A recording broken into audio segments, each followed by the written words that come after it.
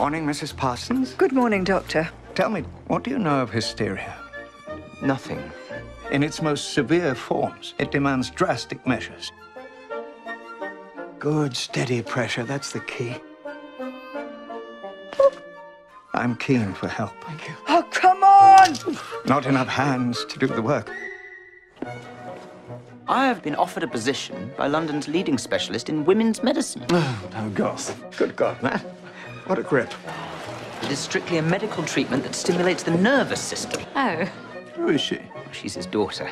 It's a very difficult case, that one. it must be difficult pleasuring half the women in the city. Pleasure has nothing to do with it, I can assure you. I suppose that depends on whether you're over the table or on it. Bye! Isn't she a Chinese firecracker?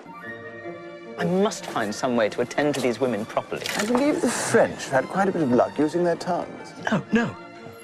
My new generator. My God. Makes you all warm and tingly. Bugger. Now, who should we try it on? We are not going to take a dangerous electrical device and press it against a lady's most gentle areas. You hurt? No. Oh, right there.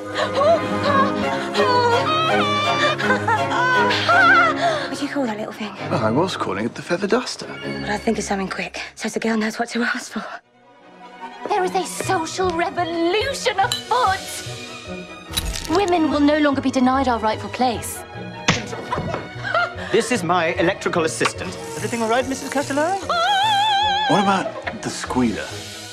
You have invented a machine that does harm to no one and makes anyone who comes into contact with it feel better.